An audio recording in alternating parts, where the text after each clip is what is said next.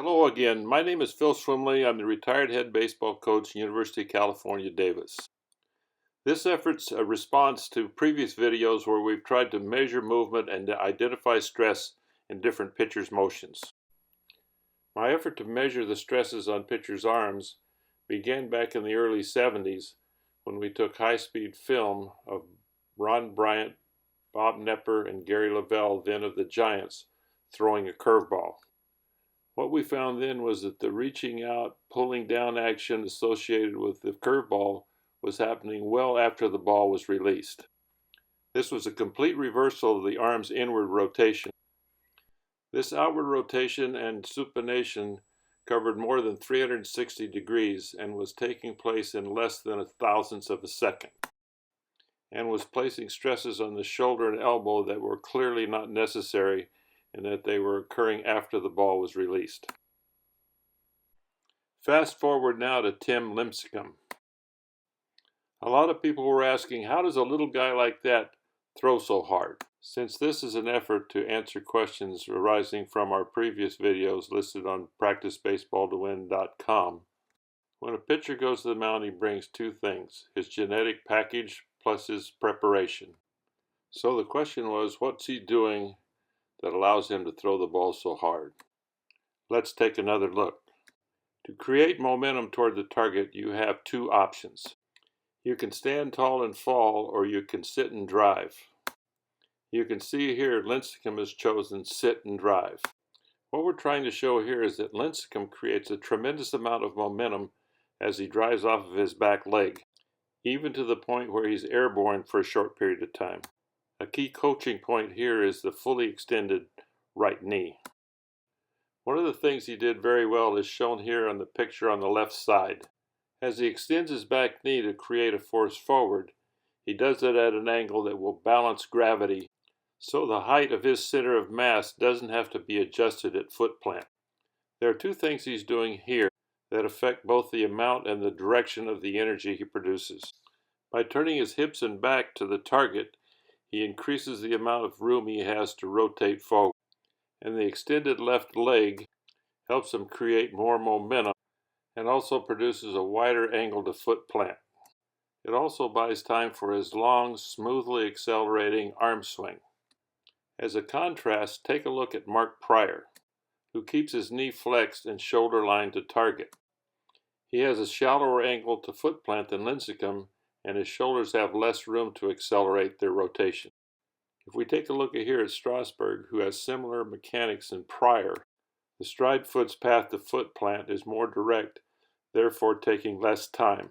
It also approaches from a more shallow angle, which reduces the linear component of his momentum's contribution to the rotation. A real contrast to this is Chapman, who approaches foot plant from a very wide angle, and his back turned to target. This sets up a more efficient transfer of the linear momentum to the rotational. By measuring the movement of each pitcher and calculating both the amount and direction of the movement produced from an analytical point of view, the mechanics displayed by Lincecum and Chapman are far superior in producing energy from the trunk and leg than are the mechanics used by Strasburg and Prior. Now let's take a look at Mark Prior, whose arm action is typical of many pitchers who have broken down. His hand here is behind his elbow and moving toward his ear. Just to here, his hand is in front of his elbow and moving forward. The white line through the ball is a fixed marker in space. As the elbow comes forward, you can see that the hand has actually gone back towards second base and away from his target. This necessitates an abrupt change of direction. This is a leverage force supported by the structures normally associated with arm problems. His shoulder now is at maximum external rotation and ready to move forward. The mass of the arm and ball has to be stopped and accelerated from here to here in order to complete the pitch. So now let's contrast Prior's abrupt reversal of direction and short acceleration distance with someone on the other end of the spectrum. Giants Hall of Famer Juan Marichal's arm mechanics produce the least amount of stress on the shoulder and elbow of anyone I've been able to measure. He breaks his hands well out in front of the midline with his shoulder already rotated outward. This allows for a long arm swing and avoids the rapid reversal of direction required by those who break with their palms to belt. Here you can see the smooth flow continues with the palm facing third base. Here the ball is well behind the elbow, and the hand under the ball demonstrates that the shoulder joint is rotated totally outward. In contrast to Pryor, at this point rapidly reversing direction, Marichal's hand and arm are moving forward about 20 miles an hour. This calculates into about a 40% difference in the stress being placed on the parts being injured. To add a coaching point, the stress is reduced by the distance the hand stays behind the elbow before release. To me, it's pretty obvious to see that when Marichal goes from here to about here, that he avoids the high stress that Pryor exhibits in this position, where he's going forward and Pryor is actually going backward when he reaches this point. As a point of emphasis, let's take a look at two-time surgery victim Yankees pitcher Tanaka. As he breaks over his knee and begins his fall forward, by turning his palm toward first base, you can see that he's rotated his shoulder almost totally inward. This sets up a stress point that could be avoided. As his body moves forward, his shoulder remains rotated inward and the backswing is almost vertical.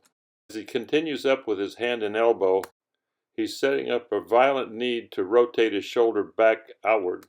And when you're looking for stress points, rapid change in direction is a key.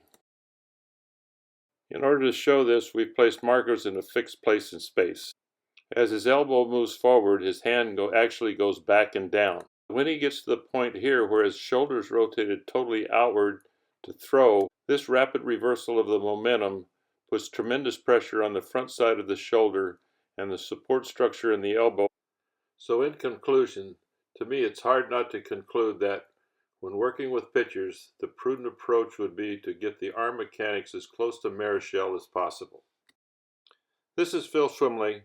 Thank you again for staying with us this far, and please go to our website, practicebaseballtowin.com, to give us your feedback.